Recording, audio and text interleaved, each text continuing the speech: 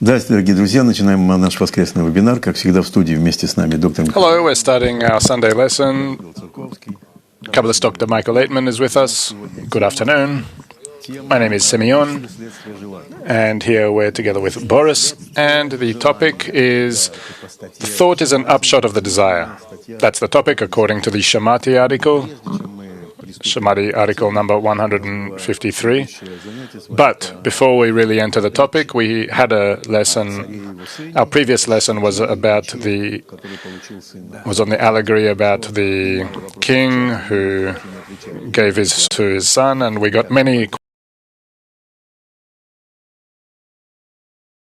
Please, Simeon, I remind it's a story about a king and his son. The king gave as a gift to his son a sword that his son liked and also a shield as well, and the son didn't really appreciate the shield, and then the king took away both the sword and the shield from the son.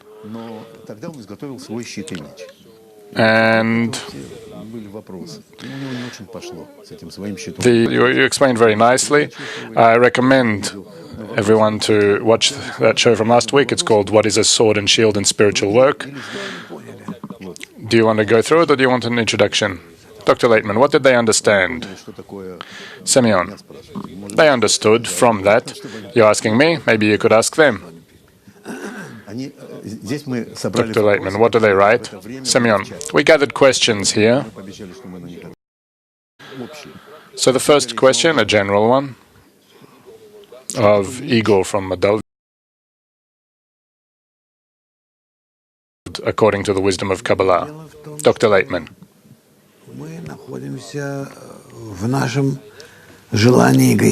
The thing is, we are in our egoistic desire, a will to receive, a desire to enjoy, to be fulfilled. That is our essence. It's neither good or bad, it's our nature. We are constantly dissatisfied with our lowly lives. We constantly have demands. They might be exaggerated, but these demands don't reach their fulfillment. So what should we do? Either lower our expectations and reach a state like animals, for example. Animals who are satisfied with whatever they have, and as if they don't even build themselves houses that covers them. If they have family, if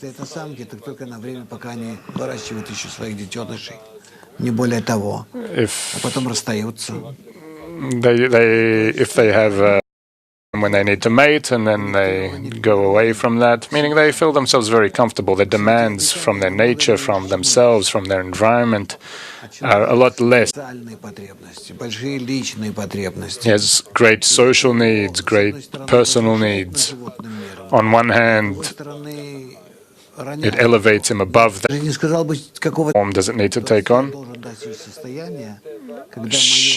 It shouldn't be limited by my beastly nature, meaning I need to reach a state where my body will not create a partition in any way for me. That is the first condition. The second condition, when I go to rise above this body and be above it, meaning above its demands, I need a sword and shield for that. A shield in order to protect myself from whatever disturbs me and interferes with me progressing, and a sword in order to hack my way through this jungle as I need to. But I get this sword and shield, and I act with them to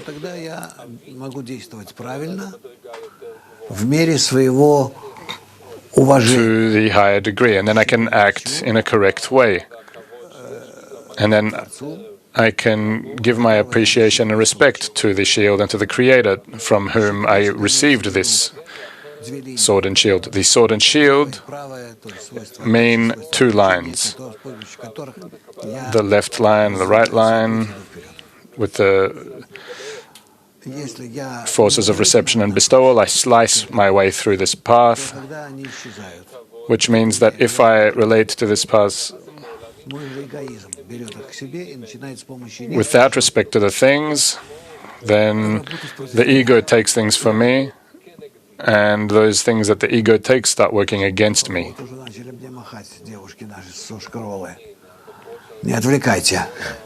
Here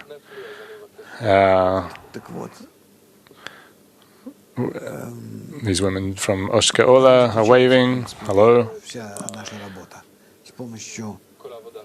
That is our entire work, thanks to the sword and shield. With the aid of the shield, I am protected with the force of bestowal. I protect myself with the force of chasadim, the force of mercy, and with the sword I progress and beat my enemies with the or chokhmah, the light of wisdom. That is the right and the left, where if I combine them correctly and move according to the middle line, then I attain the goal. Semyon, question from Novosibirsk and also from Moscow. What does it mean that the sword and shield are connected? Dr. Laitman, the correct connection between the sword and shield, the qualities of bestowal and reception, are necessary. The correct connection needs to be there. I have no force of bestowal, that's the force of the Creator, but if I correctly act with the quality of reception, then I turn it into the quality of bestowal. Therefore, the sword and shield work together, and you cannot work with one and not the other. Question. The quality of protecting and not losing the sword and shield, how do I use that? Dr. Laitman, it's not a protective quality, it's the greatness of that quality of the person, if he's in our world, or the Creator, which give me a need and an opportunity to protect this sword and shield. Meaning, if I want to reach spirituality, I receive that sword and shield from the Creator, meaning the force of reception and bestowal. I balance between them correctly, and I move forward as such, from one step to the next, from one side to the next, in coming closer to resembling with the Creator. Question, how should have the son correctly used the sword and shield? Because the father left him without teaching him. Dr. Laitman, it's incorrect that the father didn't teach him. They don't leave him as a baby. But when he reaches such a state where he is capable of educating himself in his adult age in resembling with the Creator. Question. Why do we say that he didn't protect the shield, that the sword he did and the shield he didn't?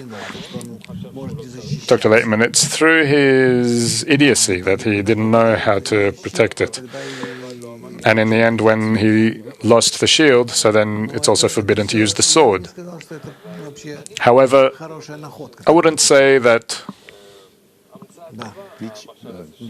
it's a good thing that we read this allegory. It's very difficult. This system is very complicated, where if a person is in it, then you could talk to him about it, and if he isn't, so then you can't talk to him about it. I wouldn't recommend taking the letters of Bala Sulam, because they're in such a degree which is still not approachable to our level of understanding. Question. Today we took an article of Shamati. A thought is an upshot of the desire. Maybe we should go through that? Dr. Laitman, try, okay? Semyon, should we read it or should you? Dr. Laitman, it's a clean translation without any shortcuts? Semyon, yes. Dr. Laitman, a thought is an upshot of the desire. That is correct, because the most important thing we have is the desire of a person, and thoughts come only in order to realize these desires. Meaning desires emerge from the heart. And we only listen to our heart, and the intellect is included and comes into that picture that needs to materialize the desires of the heart. So the most important are the desires and that tool in order to realize those desires is the mind, the thoughts. Therefore, one thinks of what he wants and does not think of what he does not want. And that is natural in our world. You could turn to any person and you could see, according to his desires, what he thinks. All his desires are directed only in implementing the desired thing. And only when there's this hierarchy of desires in him, so accordingly you can guess what are his more dominant and less dominant thoughts. What does he engage more in and what does he engage less in? In other words, desires control us. Meaning, for example, as Bala Sulam writes, a person never thinks of his dying day. On the contrary, he will always contemplate his eternity, since this is what he wants. Thus, one always thinks of what is desirable for him. If you suddenly have questions on what we're talking about, ask immediately. Put a question mark up. That's what's connected to desire and thought. Thought helps. It's secondary in importance. It developed only from that in which a person wants something. Therefore, he develops the mind in order to attain what he wants. Therefore, there is this thing where whoever is forced to do something, he becomes wiser because he seeks ways in implementing what he is forced to do. So the intellect constantly grows only when there are great desires, and on the contrary, if there are no desires, so there is no big intellect. Therefore, if you want to develop your children, you need to awaken big desires in them. Meaning, don't spoil them. Spoil meaning that before he even wants something, to try to give him fulfillments. On the contrary, let him suffer a bit. Let him seek how he can realize his desire, because by doing so, the desire grows and thus he develops. Semyon, I thought maybe to go on. Dr. Laitman. However, there is a special role to the thought. It intensifies the desire. That is, it doesn't just implement the desire, it intensifies the desire. The desire remains in its place. It does not have the strength to expand and perform its action. Yet, because one thinks and contemplates on a matter, and the desire asks of the thought to provide some counsel and advice to carry out the desire thus grows, expands, and performs its actual work. In short, if I have a small desire, I will always put my thoughts onto it more and more and more. In the end, that desire will be dominant in me. It will be the determining desire. It will be the desire that will disturb me all the time, and I'll only think about how to realize it. So much so that the desire, we don't need it just in order to realize the desired, but in order to choose what we want, we will choose what we increase more and more until it becomes such a desire that I'll be dreaming about it, where I'll be thinking and dreaming, when will I get that desire fulfilled? It turns out that the thought serves the desire, and the desire is the self of the person. Now, there is a great self or a small self. A great self dominates the small selves. It doesn't just control, it can also swallow the small self, where the small selves can disappear under the influence of the great desire. Because we cannot see many of our desires. Before us is just one big desire, a certain big desire, and all the others as if exit our field of vision. He who is a small self and has no dominion whatsoever. The advice is to magnify the self through the persisting with the thought of the desire. So, for example, you have a few desires in your life. I want to earn a lot of money, to travel nicely. I want something else, maybe to get married, maybe something else. In short, normal desires, usual, everyday ones, human desires. And beside that, I also have the desire for the meaning of life, Kabbalah. And you're capable of controlling that. In other words, the more that you will read, know, develop by yourself those desires about the wisdom of Kabbalah, to that extent you will suddenly feel that these desires of yours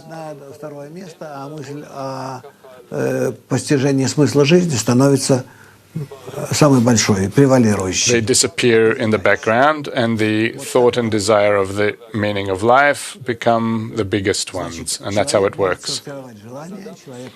So the person is capable of filtering the desires, controlling them. He can direct and guide himself with the help of thoughts. Therefore, there are thoughts and desires. And as such, we can change ourselves. More thought about this, less thought about that. More desire about that, less desire about so and so. But that needs to be under control. And then we will control our future, our fate.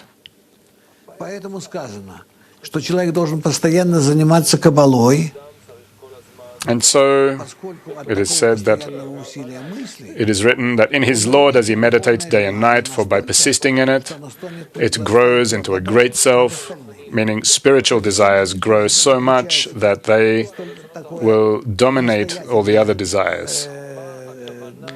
So what is the meaning of that advice which demands of us to learn and engage in the wisdom of Kabbalah as much as possible? Because by doing so, you think about the meaning of life. Who is controlling you? How you can control this force controlling you? How you can bring about the best directions in your life. And as such, you will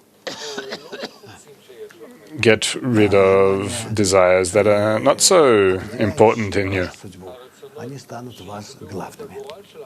And the desires that will determine your fate, which really are faithful, they will be the important ones in your eyes. That is the article number 153 of Shamati, A Thought is an Upshot of the Desire. Semyon, yes, he really brought us through that whole thought of how the thought develops. Dr. Laitman, now we'll start with your questions. Plovdiv. Plovdiv, hello. Plovdiv, hello. Where do desires come from, and how can we determine what are small and big desires? Dr. Laitman, desires fall upon you from above, and how you sort them out, that is up to you to determine. You need to enter an environment which will help you determine what are important and not important desires. It all depends on the environment you are in. Read the article by Bala Sulam on the importance of the environment. The importance of the environment you're in. Because the environment you're in determines your entire future. How is that article called? In short, the environment. It's the freedom, yeah? Freedom of choice.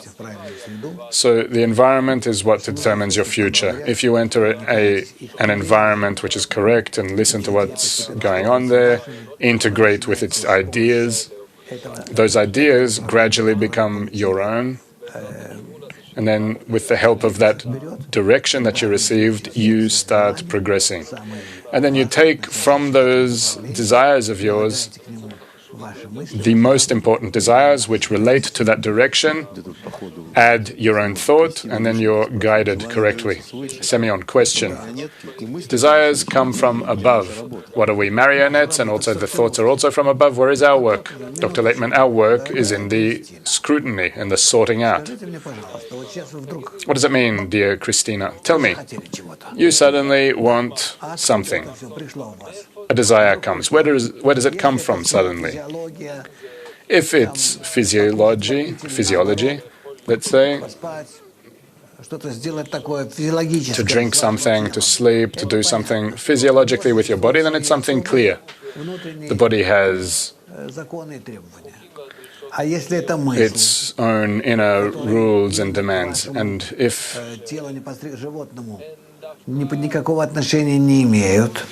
it's thoughts that don't relate to your beastly body, and suddenly they emerge from, so where do they come from? You tell me. Your desires, your thoughts, but they're not yours. You need to receive. You need to create this receiver of the thoughts and desires around you, and you need to assort them correctly, to receive them correctly and start working with them correctly, and not in any other way. So, we all work with desires that appear in us, desires that surface in us, and we start controlling them. That's what the wisdom of Kabbalah discusses. It's a wisdom of how to receive. You receive desires, you receive thoughts, and the wisdom of Kabbalah teaches you how to act correctly with them in order to reach good and the best and most comfortable state. A question from Kiev. I precisely wanted to ask that question in relation to the environment. Can you say practically, how can we find, for people who are not in that, how can we help them find a correct environment that can truly help them to scrutinize the thought on a good desire? Dr. Laitman, you first explain to people that their thoughts and desires are not their own. They will be firstly very impressed by that. They will start telling you things against that, and you will gradually explain to them how it actually surfaces in them. A minute ago I didn't have a certain desire, now I do. A minute ago I didn't have a certain thought, now I do have that thought. Where does that come from? Let's say you hear something on the phone or on the radio, that's one thing. But if it comes just from nowhere, or even if it is from some phone or from some radio, why does it come that way to you? In other words, all of us, all in all, receive like a receiver, like a radio receiver. But we have an ability within us to respond correctly. And that depends on what environment we're in. How to assort our thoughts and desires, and how, thanks to them, with their help, we can come to a rational response. Explain that to them. Another question from Kiev. Say, please, intellect or knowledge, does it divide also into mathematic and also monetary? So it acts such and such on a desire. So what is the influence on the primary? What does the act on a desire, whether physically or mathematically, as if scientifically, in relation to the thought, or how do we choose certain desires over others, and accordingly determine our path, and nothing other than that, Vilnius. Question from Vilnius. I just started learning the wisdom, and suddenly I encountered problems. From my nature, I'm a very happy and optimistic person. And the sensation of happiness in Kabbalah gives me wings. I am very, very excited and happy.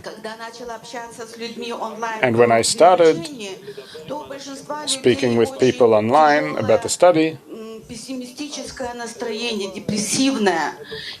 so most students have a very depressive mood.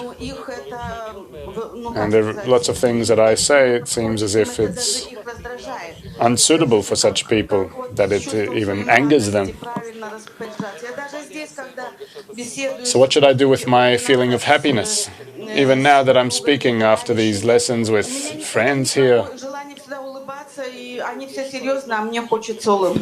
I always have this desire to smile, and they're always so serious. So how can I adapt myself correctly, my desire to be happy and optimistic? Dr. Laitman, you understand, the wisdom of Kabbalah teaches us how to rise above our nature. We see the world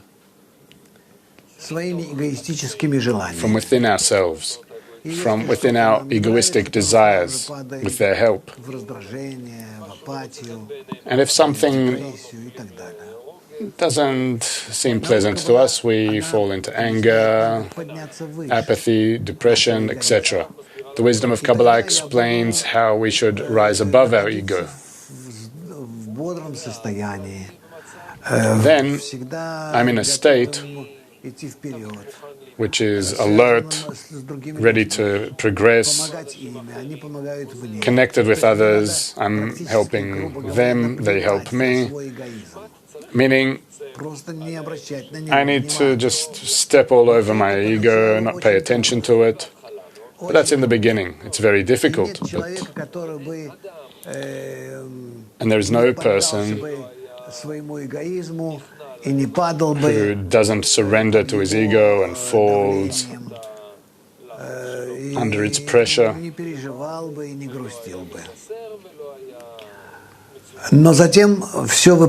doesn't become sad from that. But he straightens up, moves forward, succeeds over that ego, rises above it. It all depends on how much we are tightly connected to the group. We're in the connections between us, we help each other. And we constantly increase the quality of the Creator, of bestowal, of love, a quality of exiting our ego, a quality of ascent above our ego. If we act in such a way and we illuminate such an example to others, even though we ourselves don't feel anything special, then we help our friends and then they help us, and as such we go through that period. That period exists, and it's not so simple, it's quite long. It's a period that we can be depressed under the ego's influence. It is called the exile in Egypt, the slavery in Egypt. How do you call it in Russian? We say exile, exile in Egypt. Where Pharaoh, meaning our ego, rules us. It's a very tough thought. They are already in that, you're not in that. So I wish for you, and you won't waste your optimism, and you will be able to insert it all the time. Keep trying to make them happy. Keep trying to show them the opposite, warmth and an awakening of spirit. And if they don't want to hear about that, then come to us. Thank you very much. That's how it is. Almaty. What a nice-looking group. Almaty. Hello, my friend here is ashamed to ask. It's her first time here. Dr. Laitman, tell her thank you for a chance to ask. I really do thank her. The question is as such: why do they give bad desires to people? Negative desires, like to murder. And even more so, why do people like that, do they implement them? Why don't they assort them? Dr. Laitman, a person is controlled. He has nothing of himself. Even though in our world we punish people for bad actions, but really no one is executing these bad actions. No one does them by himself. Truly, those actions are done from above, but through certain people, bad actions come, and through certain people, good actions come. It's the same path, one way or another. We will go through that. It's quite complicated, but it's not similar to how we divide people into good or bad.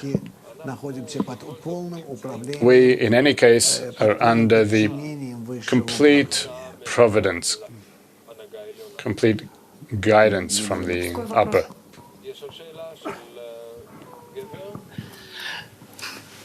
Another question from this man, another question from Almaty. Hello, Dr. Laitman.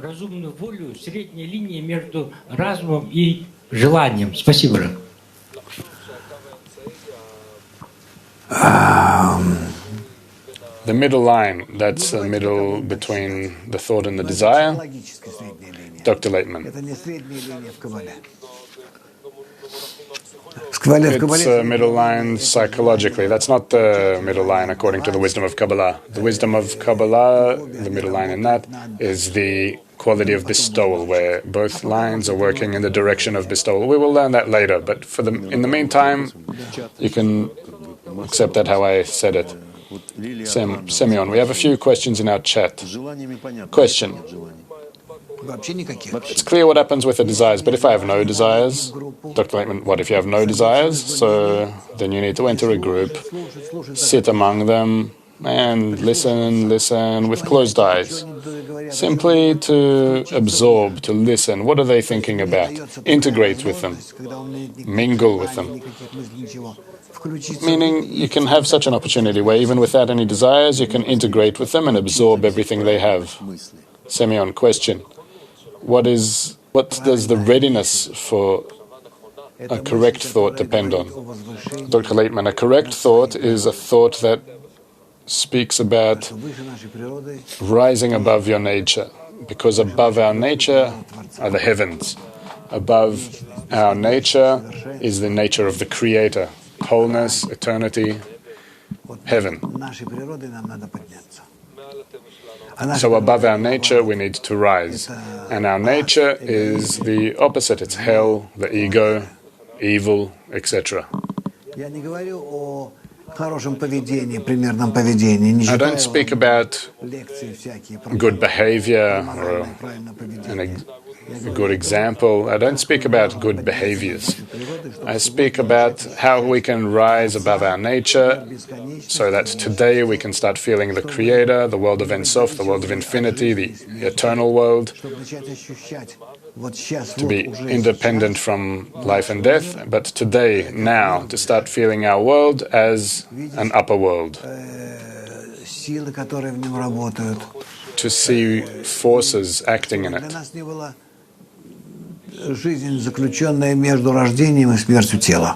So that our life will not be under the reins of life and death, the limits of the body, but it'll be beyond the body. That's what we can attain.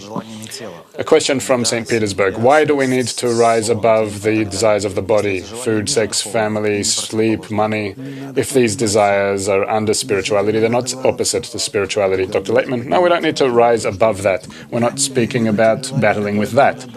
Semyon, but when you're saying rise above, Dr. Laitman, I'm not speaking about desires that nature awakens in us, but egoistic desires, desires that I get from nature, family, sex, food, knowledge, even honor,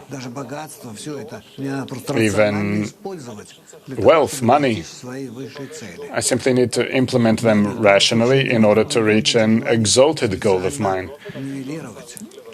I don't need to relinquish these goals in any way.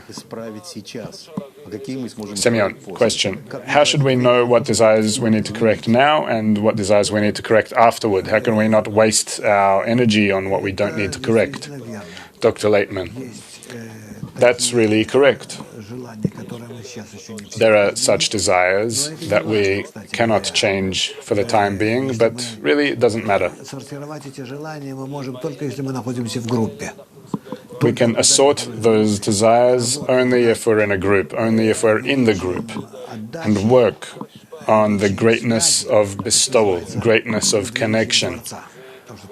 That is called the greatness of the Creator, because the Creator in and of himself doesn't exist. There is connection, bestowal, love, that is the Creator. Those qualities, that's the Creator. So when I'm in a group and I work on those qualities, тогда я и начинаю правильно сортировать желания и мысли, которые во мне возникают. Then I start properly scrutinizing my thoughts and desires that appear in me and working with them. Question. That's actually an answer to the question of what's the instrument for scrutinizing the thoughts and the desires. Dr. Laitman, correct. Let us now go to London. London. Dear Dr. Laitman, we have a question from London Group. You talk about sorting the desires. What's best, to focus on sorting the desires of the friends, or to let the environment to sort my desires, to help me sort my desires? Самое правильное это все-таки, когда я в группе. What's most correct is that I'm in the group. Когда я, находясь в группе, получаю от них их мысли. I'm in the group, and to receive the thoughts and desires of theirs, and by myself, I turn into being this supporter, a helper, even a slave of theirs. I'm ready to help them in any way possible to realize their thoughts and desires. St. Petersburg. Question from St. Petersburg. Hello, dear teacher, Semyon and Boris. World Kli. Question. Why does the Creator give a desire, but he doesn't give an opportunity to realize it?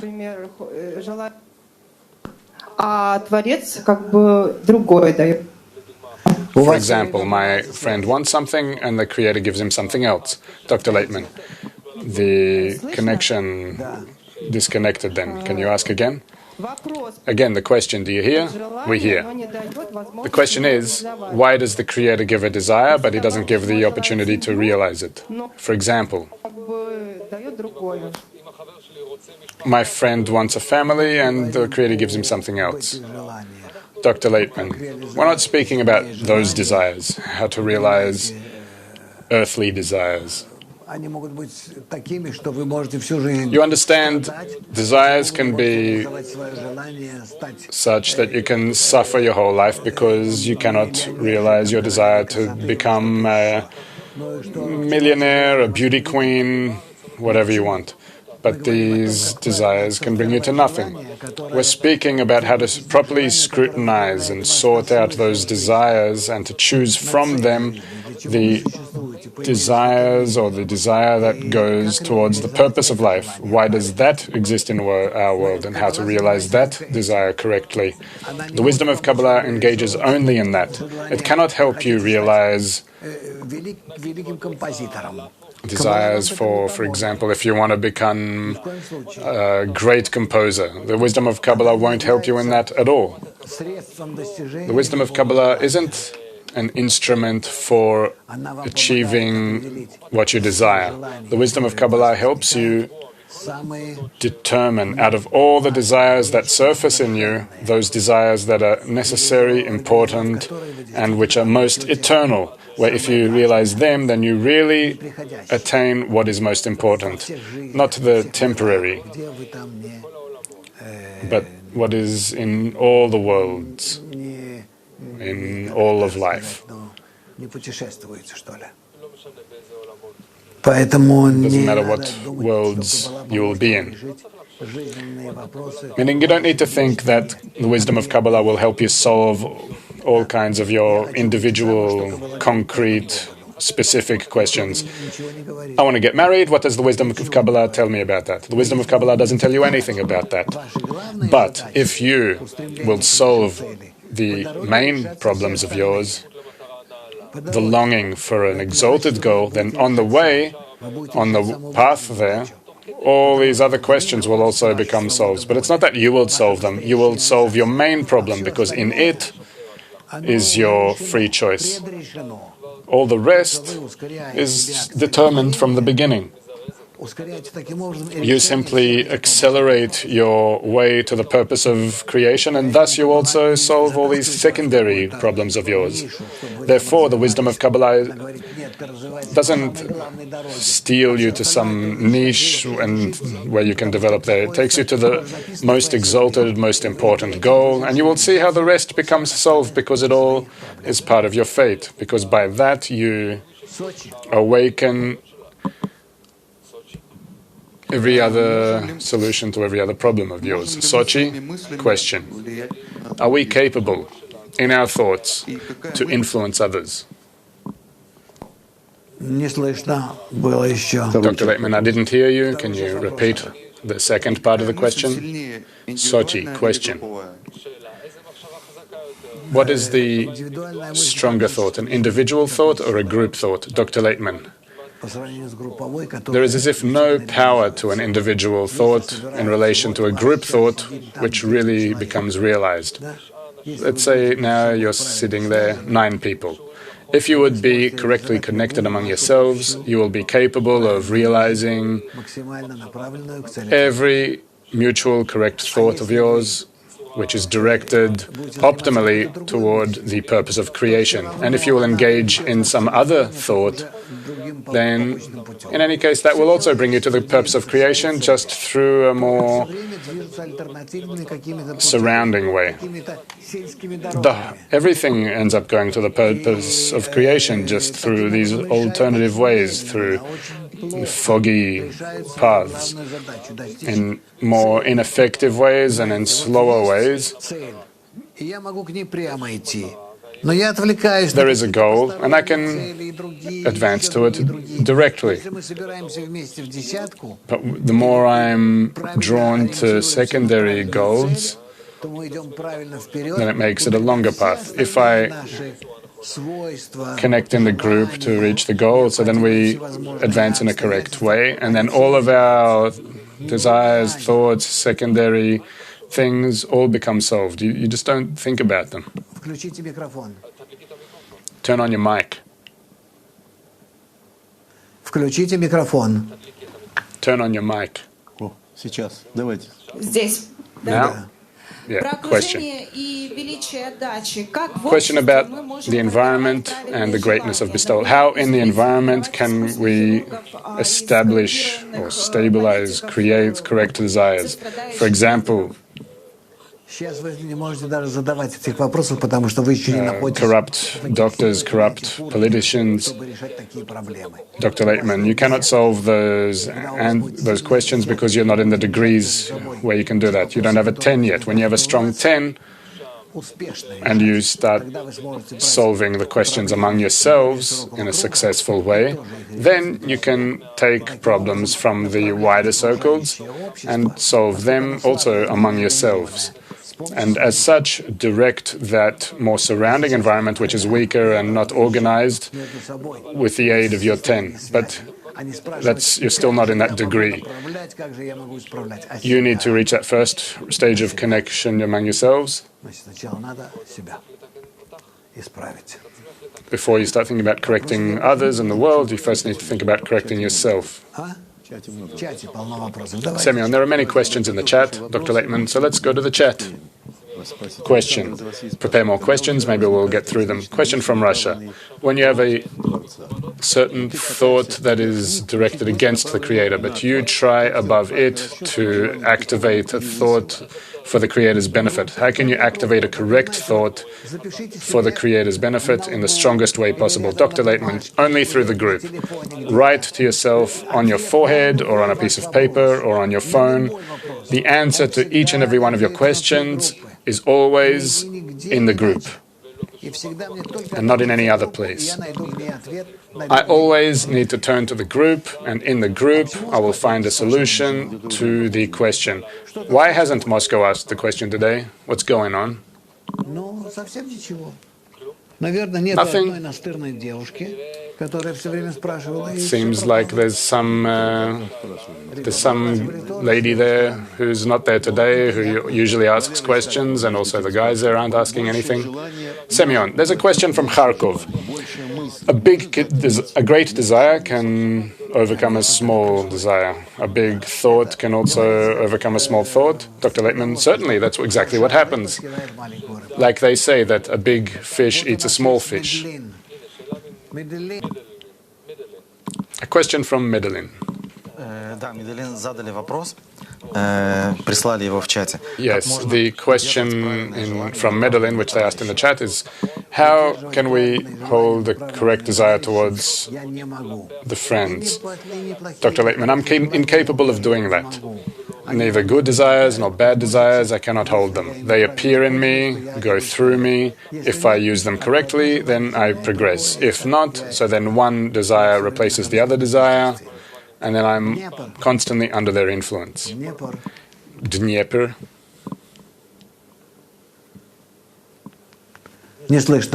We don't hear you. Да. Do you hear us? We hear you. Hello, have a good week. I am new in the group. It's a great honor to join the group here in Dnieper. I have partially received an answer already. In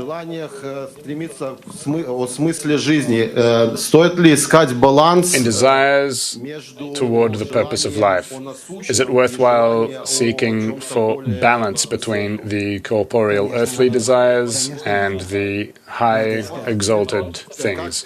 Dr. Laitman, certainly you need to find balance. Question. So,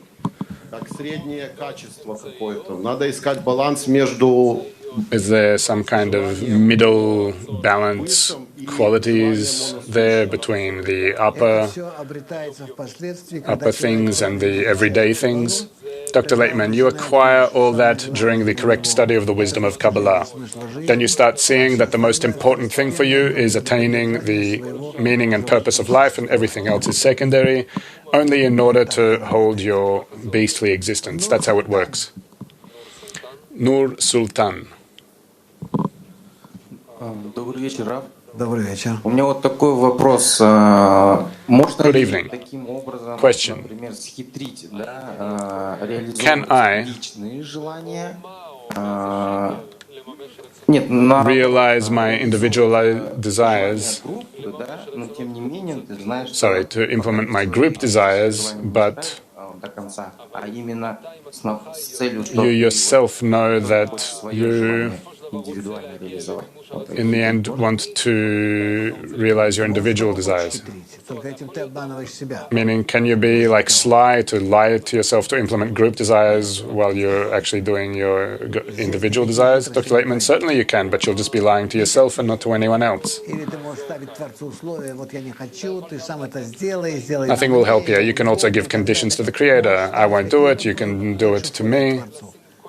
You can put any condition you want to the Creator, but in the end it won't help you.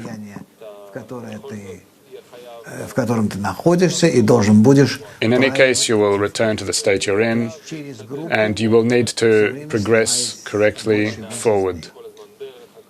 The meaning is through the group and through a tighter conditioning with it.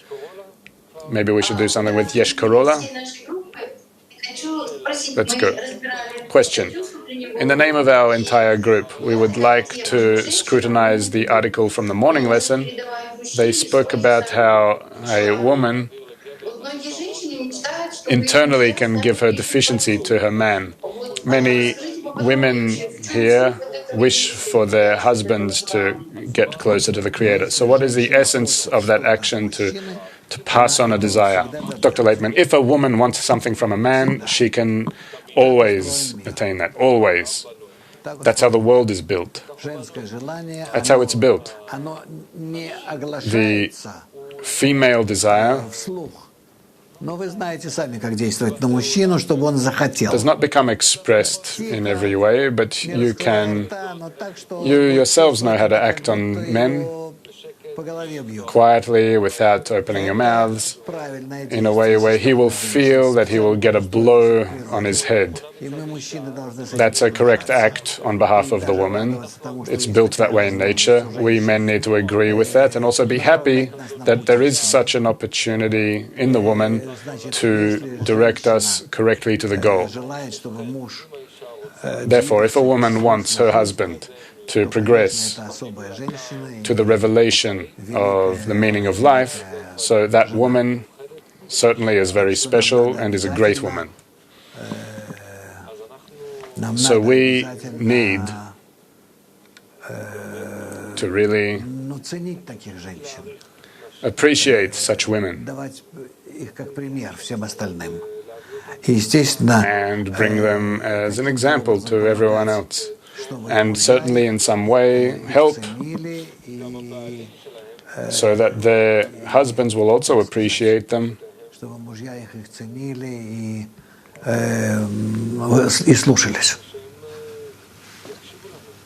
and that they will listen to them. Who is unmarried, I recommend any men. But can there be no such balance, some imbalance with that, is the question? No. The woman knows exactly what to do in relation to her husband. If the woman is directed to the purpose of creation, then she would be capable of directing her husband. It's very interesting. The man implements and the woman directs. Question. They say that the man is the head and the woman is the neck. And she is the one who spins the head. Dr. Laitman, if you ask our friends, you will always hear, in my experience of more than 40 years, even more than 40 years with the family, the woman surrenders to the greatness of the Creator, greatness of the goal, who surrenders to it under the group, so then it passes on to the husband. And if the female desire is what determines here, because thanks to the woman force in the world is much stronger and much more determinant than the male desire. So you choose your friends and the right women, and you will succeed. Question from Chelyabinsk. Hello. A person who yearns for spirituality and gets this thought to progress with his own forces, and then he discovers that he has no forces, and then he can work against it. How can he do that? Dr. Laitman, with the help of the group. Question, correct. But on the one hand, it's as if I have no powers, and on the other hand, I have a group that is directed at the goal. How can I not lose the center of the desire of the group? Dr. Laitman, because that's a certain... You need to protect each other, hold on to each other, look at each other so that no one's diverting, and really hold on to each other. That's a necessity. As such, you'll be able to hold on to that ship and not overturn it and progress to the goal. What does it mean, progress to the goal? It's a progress to the center of the group, to increasing connection and unity,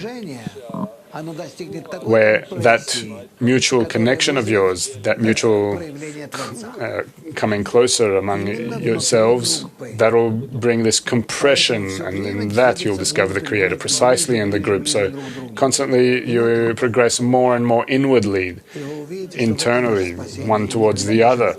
And as such, you will see that that is your salvation, and you won't err in that to your success. Nikolaev.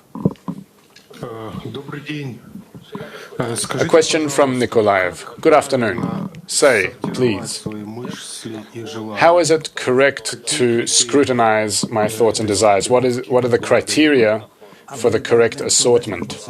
Dr. Laitman, you need to scrutinize that among yourselves, and you can listen to our lessons, you can read about that. We have a great quantity there. You'll get lost in there. I don't know what to do with our archive. You can scrutinize that among yourselves in order not to get too confused. Take articles, read them, implement them in a systematic way, and you will see that gradually you will start revealing a healthy approach. Only in this scrutiny among yourselves and in the reading of the sources. Semyon, I myself alone cannot scrutinize. Dr. Laitman, no, you won't succeed. The group can partially succeed. That says something. That one person says something, another says something, and then when you try to do it between yourselves, then the Creator already controls you in a concealed way, but He controls you through the one, through another, through the third. Then you'll see that there reveals here this healthy upper thought, and that's the Creator that comes in, and you'll feel that. Boris, 2 announcements and we're done. We're inviting all of you to an introductory lecture on April 18 in the Moscow Center. An online course has started, the Fundamentals of the Wisdom of Kabbalah. Задание на неделю, оно очень простое. Maybe you can say about your выяснение, подготовка, что же такое homework for the next week. Dr. Laitman, the homework for the next week. We can scrutinize what is the exile from the spiritual world to our world.